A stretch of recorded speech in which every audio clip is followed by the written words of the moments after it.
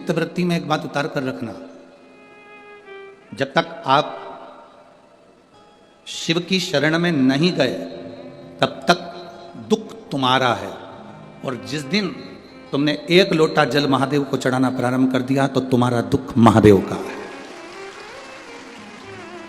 फिर तुम्हारा दुख तुम्हारा नहीं है, तुम्हारी तकलीफ तुम्हारी नहीं है, तुम्हारा कष्ट तुम्हारा नहीं है, फिर वो दुख महादेव का है। किसने बनाई, समय किसने बनाया, पल किसने बनाया, नक्षत्र किसने बनाया, ग्रह किसने बनाए, वार किसने बनाए, ये रविवार, सोमवार, मंगलवार, बुधवार, गुरुवार, शुक्रवार, शनिवार, शुभ लाभ, ये सब बनाया किसने, पल किसने बनाया, घड़ी किसने बनाई, समय किसने बनाया, नक्षत्र किसने बनाया। किसी से पूछोगे तो वो एक ही बात कहेगा, महादेव ने बनाया, शिव ने बनाया, शंकर। पहले परिवार में एक व्यक्ति के पास में घड़ी होती थी। किसके पास घड़ी होती थी? एक व्यक्ति के पास घड़ी होती थी, या घर में एक घड़ी होती थी और पूरे परिवार के पास में समय होता था। बोलो सही है? पूरे परिवार के पास में समय है। घड़ी पहले एक व्यक्ति के हाथ में होती थी, एक व्यक्ति के पास होती थी और पूरे परिवार में समय होता था। आज के जमाने में घड़ी सबके हाथ में है पर समय किसी के पास नहीं है। समय किसी के पास नहीं है। एक मिनट का भी समय पत्नी से बात करने का नहीं, एक मिनट का समय भी पति से बात करने का नहीं, एक मिनट का समय भी बच्चों के पास बैठने का नहीं, एक मिनट का समय भी अपने भाई बंधु के पास बैठने का नहीं। कोई संबंध नहीं, कोई नाते नहीं, कोई रिश्ते नहीं। आज व्यक्ति अगर थोड़े समय के लिए मिलता भी है तो ऐसी बात करता है जैसे ताने दे रहा है, जैसे गाली दे रहा है, जैसे अपशब्द कह रहा है, जैसे अपशब्दों का उसने बाण छोड़ दिया। जब प्रेम, स्नेह, आसक्ति शिव के प्रति हो जाती है तो समर्पण पूरा एक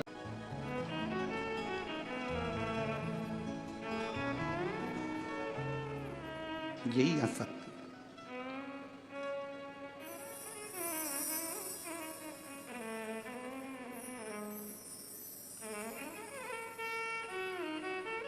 वीआईपी व्यक्ति को निकलने के लिए ड्राइवर चाहिए, फोर व्हीलर गाड़ी चाहिए, थोड़े अच्छे से निकलना पड़ता है। चार लोगों के सामने जाओ तो उनके लेवल का व्यक्ति से मिलना पड़ता है, पर साधारण कहीं पर भी चले कहीं।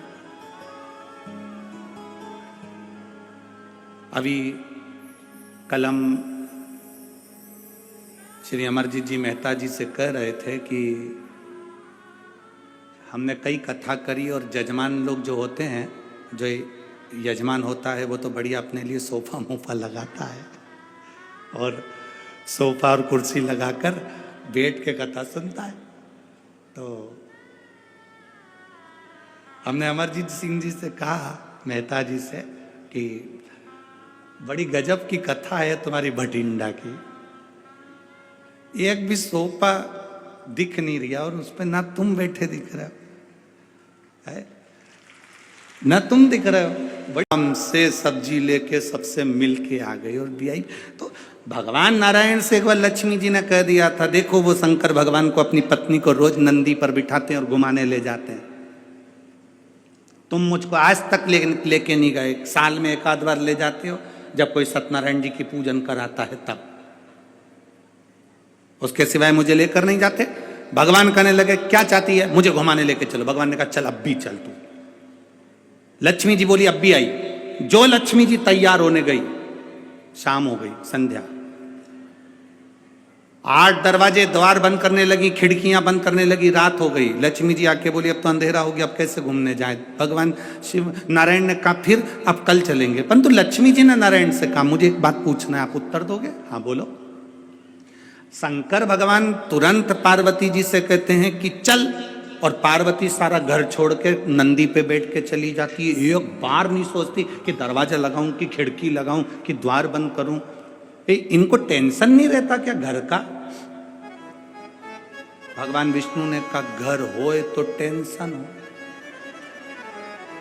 और यहां घर ही नहीं है तो टेंशन क्या हो?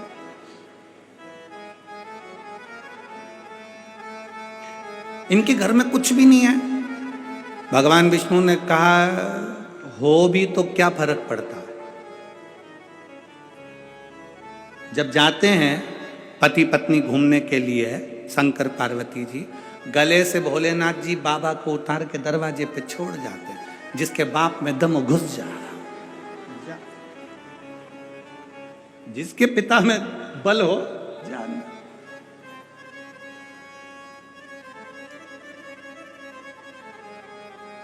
जितनी आसक्ति है हमारे पास में, जितनी आसक्ति, ये सब आसक्तियां हमको पकड़ कर रखती हैं।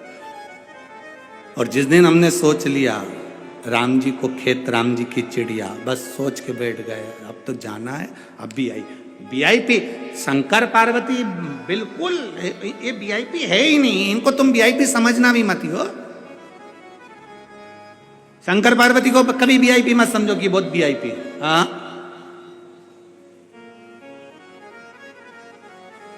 कितने वीआईपी। आकड़िया की रोटी बनाई काकड़िया की साग, पर से माता पार्वती जी पावे भोलानाथ मन शिव रटोरे, और छोड़ दो कपट मन शिव रटोरे। आकड़िया की रोटी बनाई काकड़िया की साग, पर से माता पार्वती जी पावे भोलानाथ मन शिव रटोरे, और छोड़ दो कपट मन शिव।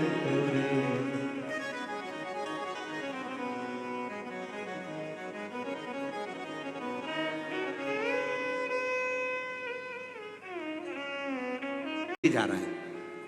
अब शंकर पार्वती जब दोनों घूमने के लिए चले तो शिव जी कभी खड़ाऊ नहीं पहनते, शंकर भगवान कभी जूता चप्पल नहीं पहनते, नंगे पैर। आपने किसी भी जगह पर शंकर भगवान के पांव में खड़ाऊ नहीं देखी होगी। भगवान नारायण के पांव में खड़ाऊ देख लोगे, ब्रह्मा जी के पांव में खड़ाऊ देख लोगे, पादुका देख लोगे, राम जी की खड़ाऊ देख लोगे, कृष्ण भगवान के पांव में पादुका देख लोगे, पर भोलेनाथ जी के चरणों में, काल भैरव के चरणों में, शंकर जी के चरणों में, महाकाल कुबेर भंडारी के चरणों में कभी पादुका चप्पल जूता नहीं देखोगे। नंगे पैर चलते, नग्न पैर। शिव जी चल रहे थे, पार्वती जी के साथ घूमते घूमते उनके पांव में कांटे चुभ रहे थे, पत्थर चुभ रहे थे। पांव में कांटे चुभे हुए हैं, पत्थर चुभे हुए हैं। पार्वती जी ने शंकर जी को हाथ पकड़कर बिठाया, बिठाकर कहा बाबा, भोलेनाथ जी से बोली आपके पांव में कांटे चुभे हुए हैं। पार्वती जी ने कहा जरा पांव ऊंचा करो, मैं तुम्हारे पांव से कांटे निकाल के फेंक दूं। मैं तुम्हारे पांव से कंकर निकाल कर फेंक देती हूँ, पत्थर निकाल कर फेंक देती हूँ, पांव ऊंचा करो। शिव जी बोले नहीं। शंकर जी बोले मेरे पांव में तो ढेर सारे कांटे चुभे हैं, ढेर सारे पत्थर चुभे हैं, तो इनको निकाल कर फेंकते क्यों नहीं हो? शंकर भगवान बोले ये मेरे पांव में चुभ गए, ये मेरी शरण में आ गए। जो शरण में आ गया उसको अपने से दूर कैसे कर दूं, उसको तो मैं अपने पास रखता हूं। ये मेरी शरण में आ गए, भले मुझे कष्ट दे रहे हैं, भले मुझे तकलीफ दे रहे हैं, भले मुझे दुख दे रहे हैं, भले मुझे चुभ रहे हैं, भले मुझे कष्ट मिल रहा है, पर ये मेरी शरण में है। और मेरी शरण में है तो मैं इनको दूर नहीं कर सकता। ये मेरी शरण में तो मैं इनको दूर नहीं करूंगा, मैं इनको दूर नहीं कर सकता। जो एक बार मेरी शरण में आ गया फिर मैंने उसको छोड़ा नहीं है, भले उसने छोड़ दिया, भले वो कांटा है, भले वो पत्थर है, भले वो बेकार है। शिव महापुराण की कथा कहती है जिसने जिंदगी में आपके भटिंडा में कथा चल रही है और आपने अगर 7 दिन में से 1 दिन भी शिव महापुराण की कथा पंडाल में बैठकर सुन ली, तुम शंकर के होकर शंकर तुम्हारा हो गया, तुम छोड़ दोगे पर महादेव में परिपूर्ण। की ये कांटा बता रहा है कि पांव में चुभने वाले कांटे भी शिव जी ने अपने पास में रखे हैं। जो शरणागति में आ गया, धतूरे का जो पौधा होता है वो धतूरा एक बार शिव जी के पास में जाकर खूब रोया। अच्छे अच्छे पुष्प देवताओं पर चढ़ते हैं, अच्छी अच्छी सामग्री देवताओं पर चढ़ती है, हम कांटा किस पे चढ़ेंगे? शमी के पत्तों ने जाकर निवेदन करा, मैं शमी का पत्र, मेरे में पुष्प, हम किस पे चढ़ेंगे? शिव जी ने कहा जो किसी पर ना चढ़े वो मुझ पर चढ़े। जो किसी का ना हो सका वो मेरा हो जाए, जो किसी का नहीं हो सका वो मेरा हो जाए।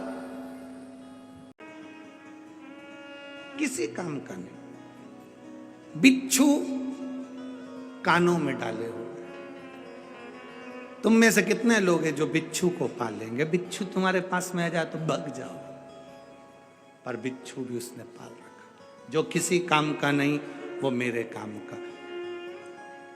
भूत किसको अच्छे लगते हैं? प्रेत किसको अच्छे लगते हैं? पितर किसको अच्छे लगते हैं? डाकनी किसको अच्छी लगती है?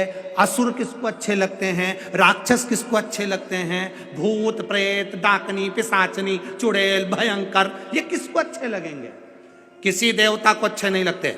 भगवान विष्णु की शादी हुई, किसी को नहीं बुलाया। ब्रह्मा जी की शादी हुई, किसी को नहीं बुलाया। इंद्र की शादी हुई, किसी को नहीं बुलाया। राम जी की शादी हुई, किसी को नहीं बुलाया। भगवान कृष्ण की शादी हुई, किसी को नहीं बुलाया। शंकर भगवान ने पहला निमंत्रण इनको दिया, तुम मत आओ, इनको आने दो। जिसको कोई नहीं पूछता उसको महादेव पूछते हैं, जिसको कोई नहीं बुलाता उसको महादेव बुलाते हैं। बड़े बड़े वीआईपी मंदिर में जाने के लिए तुमको 100, 500, 50, 200 रुपए का पास लेना पड़ेगा, पर महादेव के पास जाने के लिए कोई पास नहीं चाहिए। तुम तो एक लोटा भर के जाओ और जल चढ़ा के हर हर महादेव वापिस। बोल बम का नारा है, बाबा एक सारा। बस उसके पास पहुंच गए, उसके नजदीक पहुंच गए, उसके करीब पहुंच गए, उसके नजदीक।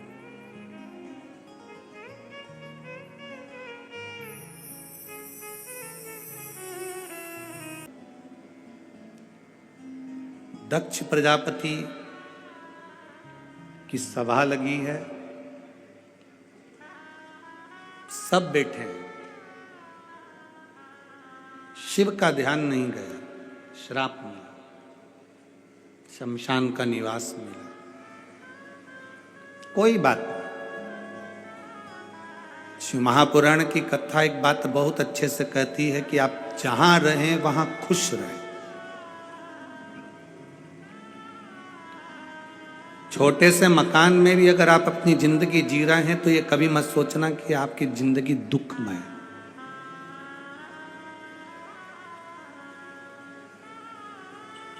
ना कुछ नहीं। एक तालाब में पानी कम हो रहा था गर्मी के कारण। एक मछली, किसी भक्त का नियम था, पार्थिव शिवलिंग का निर्माण कर कर तालाब में विसर्जन करता था। तालाब में पानी खत्म होने लगा। एक मछली शिवलिंग के पास में आ गई, जो शिवलिंग का विसर्जन हो रहा था, पार्थिव शिवलिंग का विसर्जन हो रहा था।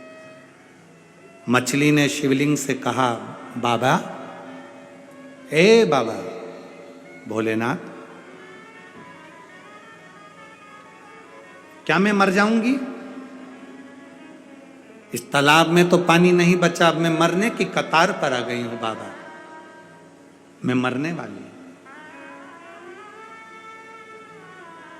बाबा भोलेनाथ ने मछली से कहा, ये तो व्यक्ति के कर्म है, भाग्य है। जिसकी जिंदगी में जितनी श्वास लिखी है उसको उतना रहना है। जितना जिंदगी में दुख लिखा है उतना दुख उसकी जिंदगी में उसको झेलना है।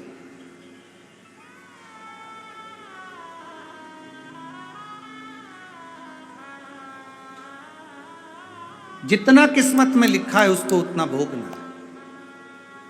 मछली शिवजी से कह रही है, क्या मैं मर जाऊंगी? शंकर भगवान ने कहा, जिसका लिखा ललाट में वो तो होना ही है। जीवन में अगर दुख लिखा है तो वो तो भोगना ही है। बस इतना याद रखो कि भजन करने से वो दुख समाप्त हो सकता। शिव स्वयं मछली से कह रहे हैं, शिव भक्ति हमारे दुख को समाप्त करती है। शिव भक्ति। और विश्वास के साथ कहता हूं, इस व्यासपीठ के माध्यम से जितने लोग कथा सुनने आते हो, आपको पहले भी कहा, कमर, घुटना, सिर तकलीफ कितनी भी हो, तुम यहाँ कथा सुनने आओ तो जब कर्पूर गौरम हो, शंकर जी की पूरी आरती हो जाए, कर्पूर गौरम हो, उस समय पर जमीन की रज को घुटना है, कमर है, उस पर लगा कर जरूर जाना। और मुझे हमको लिखकर जरूर भेजना कि तुमको 7 दिन में आराम लगा कि नहीं लगा, वो लिख के जरूर भेजना। जहां शिव महापुराण की कथा होती है वो केवल कथा का स्थल नहीं होता, जहां शिव महापुराण की कथा होती है वो शंकर का कैलाश पर्वत होता है, कैलाश धाम होता है, कंकर शंकर की भूमि होती है, उसकी कृपा। मछली ने कहा कि मैं मर जाऊंगी, भगवान शिव कहते हैं जिसके ललाट पर जो लिखा है वो लिखा है। मछली ने कहा अगर मैं तुम पर भरोसा करूं महादेव, तुम पर विश्वास करूं, तो तुम मेरी रक्षा नहीं करोगे? शिव जी कहते हैं पहले विश्वास तो करो, भरोसा तो करो, उसके बाद रक्षा करने की जवाबदारी बात की है। मछली ने कहा मैंने घाट पर जो शंकर का शिवलिंग विसर्जन करने के लिए नदी में आते हैं, तालाब पर आते हैं, मैंने उनके मुंह से सुना है शिव किसी को कष्ट नहीं होने देता। अब मुझे देखना है मेरा परिवार, गर्मी में जब ये तालाब सूख जाएगा, मैं मछली जल में रहने वाली मरती हूं कि नहीं मरती, और मेरा परिवार मरता है कि नहीं मरता। मेरा भरोसा आज से शंकर तुम पर है। मछली कहती आज से मैं आपके नाम का जाप चालू करती हूं, पूरी गर्मी देखूंगी कि मरी कि नहीं मरी। श्री शिवाय नमस्तुभ्यम, ये वो मंत्र है, ये वो साधना है। कई वर्ष तक आंख बंद कर कर बैठ कर भी तुम साधना करते रहोगे, शिव का दर्शन हो चाहे नहीं हो हमें नहीं मालूम। कैलाश पर्वत के शिखर पर कंदराओं में जाकर भी बैठ जाओगे और तप करते रहोगे, तुम्हें भगवान का दर्शन हो कि नहीं हो हमें नहीं मालूम। पर यह विश्वास इस व्यासपीठ का है जिसके मुख से एक दिन में कम से कम 21 बार भी श्री शिवाय नमस्तुभ्यम निकल जाता है तो उसको शंकर का दर्शन होता ही है। मछली कर रही है आज से मेरा विश्वास दृढ़ है, मैं भी जपूंगी भगवान का नाम। अब देखती हूं मरती कि नहीं मरती। परिवार रहने लगा, तालाब सूखने लगा, गर्मी बढ़ती गई, पूरे तालाब का पानी सूखने लगा। शंकर जी पे जल चढ़ाने वाले जल चढ़ाते, शिव जी उस मछली के पानी को कम करते करते, तालाब के पानी को कम करते करते करते करते कम करते करते, मछली जहाँ रहती थी वहीं पर पानी की मात्रा थोड़ी सी बची। शंकर जी पे जो जल चढ़ता था वो तालाब के अंदर आ जाता था और तालाब के अंदर गिर जाता था, तालाब के अंदर।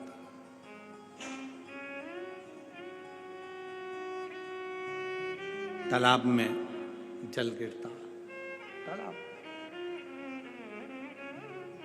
और तालाब में जब जल गिर रहा है, शिवजी पे चढ़ा हुआ पानी तालाब में आ रहा है, मछली को मिल रहा है। कब पूरी गर्मी निकल गई, 4 महीना पूरे गर्मी के निकल गए, तालाब पूरा सूखा था, पर एक छोटी सी जगह पर जहां मछली का परिवार था, उस मछली के परिवार को शिवजी पे चढ़ा हुआ जल प्राप्त होता रहा। बारिश आ गई, तालाब फिर भरा गया, फिर कोई भक्त आया, शिवलिंग का विसर्जन करने के लिए आया। मछली ने शंकर जी से कहा धन्य है आप, आपने अपने ऊपर चढ़े हुए जल से ही मेरी रक्षा कर ली, पर करी जरूर। अकाल मृत्यु वो मरे जो काम करे चंडाल का, और काल उसका क्या बिगाड़े जो भक्त हो मां। आप शिव की आराधना कर रहे हैं, शिव की आराधना। कल कथा में कहा था गुरु नानक देव जी ने, कल कथा में वर्णन करा था गुरु नानक देव जी ने नामदेव जी से कहा जहां शिव नहीं पांव को उठा कर वहां रख दे, जहां भगवान नहीं, जहां रब नहीं, वो स्थान बता दो। तुझ में रब, मुझ में रब, सब में रब समाया है, और जित देखो वो रब की ही तो माया। हर एक जगह पर वही तो है। गुरु नानक देव जी भी कहते हैं कि ऐसा कोई स्थान बताओ जहां रब नहीं, जहां परमात्मा नहीं, जहां भगवान नहीं, वो स्थान बताओ। एक बार गुरु नानक देव जी के शिष्य बाले के मन में भी एक भाव आ गया था, क्या ईश्वर है? ईश्वर है? बाले के मन में भाव आ गया। गुरु नानक देव जी ने कबूतर दिया उस बाले को, ले जा इस कबूतर को, जहां ईश्वर नहीं वहां इसको मार दे, ले जा।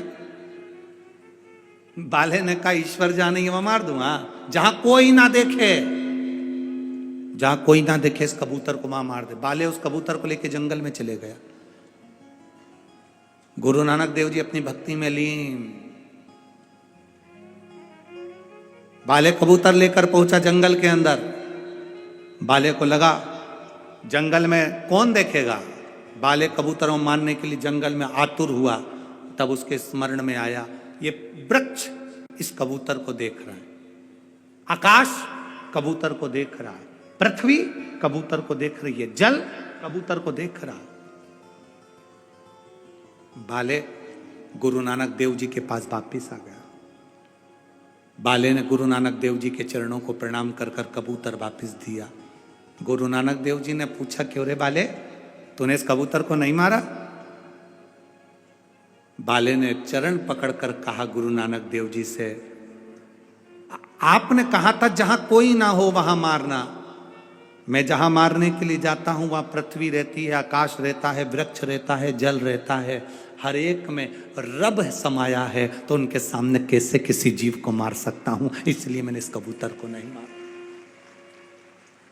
इसलिए मैंने इस कबूतर को नहीं मारा। गुरु नानक देव मुस्कुराने लगे। गुरु नानक देव के चेहरे पर प्रसन्नता है, मुस्कुराहट। गुरु नानक देव जी ने कहा, रे बाले, लोग परमात्मा को मंदिर में ढूंढते हैं, लोग परमात्मा को देवालय में ढूंढते हैं। सुन बाले, जिस दिन अपने घर में, अपने परिवार में, अपने कुटुंब में, अपने रिश्तों में, अपने परिवार के अंदर रहने वाले माता पिता, भाई बहन, कुटुंब, कबीला, सबके अंदर जिस दिन तुमने परमात्मा को ढूंढ लिया बाले, उस दिन तुम्हें कहीं जाने की जरूरत नहीं पड़ेगी, रब तुम्हें घर में ही प्राप्त होगा, परमात्मा तुम्हें घर में ही मिलेगा। तुम कहां ढूंढ रहे हो? तुम कहां जा रहे हो?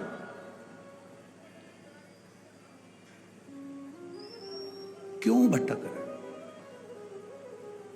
ब्रह्म में ना पड़ना, यहां वहां हम भटके ना, हमारा भटकन ही हमको तकलीफ दे जाता है। 4 दिन यहां चले गए, 5 दिन वहां चले गए, 6 दिन वहां चले गए, ये भटकते रहे परमात्मा को पाने के लिए, और हम यहां वहां भटके पर परमात्मा मिला नहीं, क्योंकि हमने उसको दिल से पुकारा नहीं, हमने उसको दिल से पाया नहीं। लगन तुमसे लगा बैठे जो होगा देखा जाएगा, तुम्हें अपना बना बैठे जो होगा देखा जाएगा। जिस दिन हमारा ताने देगा चल जाएगा, पर कोई अपना अपने को अपशब्द कहे, अपना अपने को ताने दे, अपना अपने को आड़ा टेढ़ा कहे, ये नहीं चलता। भगवान देवादिदेव महादेव के साथ में हुआ क्या था, उनके ही ससुर ने उनको गाली दे दी थी, तुझे शमशान का निवास करना पड़ेगा, मेरा श्राप है शिव, तू शमशान में रहेगा। शंकर भगवान तो भी अलमस्त थे, उन्होंने कहा कोई बात नहीं, अच्छी जगह पे प्लाट मिला है, कोई कब्जा ही नहीं करेगा, उसमें क्या टेंशन। शिव जैसे प्रसन्न भाव में रहने वाला चाहिए, हर एक में अच्छा ही देखो, जितना आप अच्छा ढूंढोगे उतने अच्छा ही मिल जाएगी। तुम्हारे ऊपर उंगली उठाने वाला कोई दूसरा नहीं होगा, तुम्हारे अपने ही होंगे।